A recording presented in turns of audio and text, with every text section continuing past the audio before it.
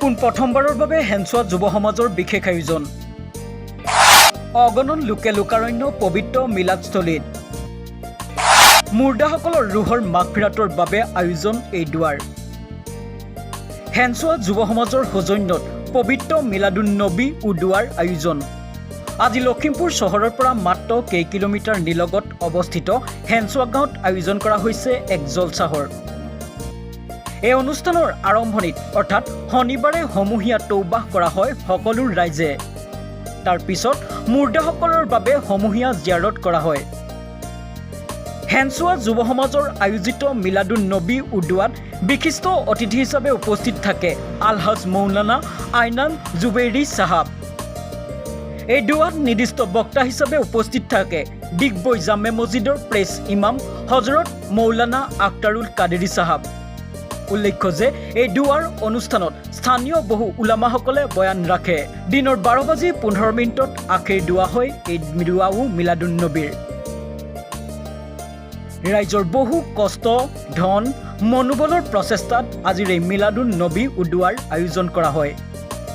এই অনুষ্ঠানত পুৰুষ মহিলা উভয়ৰ বাবে পৃথক পৃথক আসনৰ আয়োজন কৰা হয়। শান্তি শৃংখলাপূৰ্ণভাৱে হৈ যায় আজিৰ এই অনুষ্ঠান। মৃতকৰ উদ্দেশ্যে যিসকল মৃতপ্ৰায় পিতৃ মাতৃ হওক কাৰোবাৰ যিকোনো সন্তান হওক সন্ততিসকলৰ উদ্দেশ্যে এই অনুষ্ঠানৰ আয়োজন কৰা হৈছে।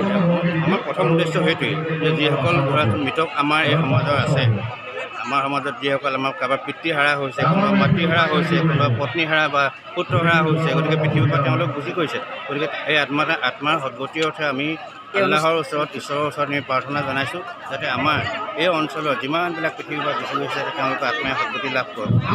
আমাৰ প্ৰথম উদ্দেশ্য এইটো। আৰু আমাৰ কেৱল এইটো উদ্দেশ্যই নহয়, আমাৰ সমাজত সম্প্ৰীতি মিলা প্ৰীতি সাৰ্বজনীন এইবিলাক যাতে জীয়াই ৰাখে। নমস্কাৰ। আজি এই হেনছোৱা যুৱ সমাজে ইমান ধুনীয়াকৈ এখন শ্ৰেণী আয়োজন কৰিছে আৰু ইমান শৃংখলাবদ্ধভাৱে ইমান ধুনীয়াকৈ হৈ গৈছে আৰু ধুনীয়াকৈ চবে খাই গৈছে বদনাম নোহোৱাকৈ, একো বিশৃংখলা নোহোৱাকৈ।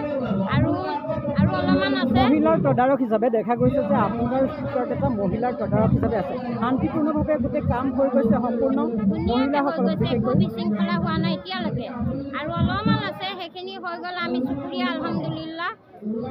এইবাৰ যিহেতু প্ৰথমবাৰৰ বাবে আয়োজন কৰিছে, ৰাইজৰ কেনেকুৱা সহায় সহযোগিতা? বহুত ধুনীয়া সহায় সহযোগ পাইছোঁ। ৰাতিয়ে দিনে বহুত কষ্ট কৰি মহিলা পুৰুষ সকলোৱে মিলিজুলি এই কামখন কৰা হৈছে।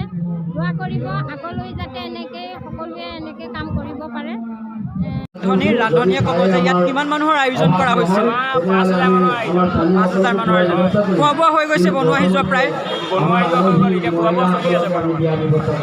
চব শান্তিপূৰ্ণভাৱে হৈ আছে। আসসালামু আলাইকুম। আমাৰ হেনছোৱা যুৱ সমাজৰ সৌজন্যত আমি এদিনীয়া শ্ৰেণী আয়োজন কৰিছিলোঁ। সকলো ৰাইজে দাৱাত ৰক্ষা কৰি এতিয়া আমাৰ খানাৰ আয়োজন হৈছে। আজি আমাৰ ইয়াত হেনছোৱা যুৱ সমাজে ইমান ধুনীয়া এখন বিৰাট জলচা পাতিছে। বহুত ভাল লাগিছে।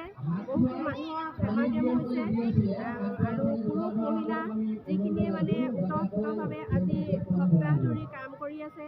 আমি সঁচা নথৈ আনন্দিত হৈছোঁ আৰু আমি ভবা নাছিলোঁ যে ইমান ধুনীয়া এখন ইয়াত এখন জলচা পাতিব।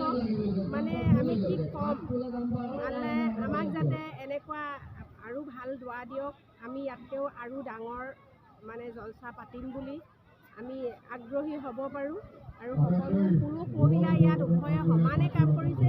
ইয়াত পুৰুষ মহিলা এনেকৈ বুলি নাই। মহিলা ভাবকে বহুত মানুহখিনি একদম কৰিছে, কণ্ট্ৰলত বহাইছে, খুৱাইছে। কোনো মানুহ ইয়াত বেয়া পাই পেলাই যোৱা নাই।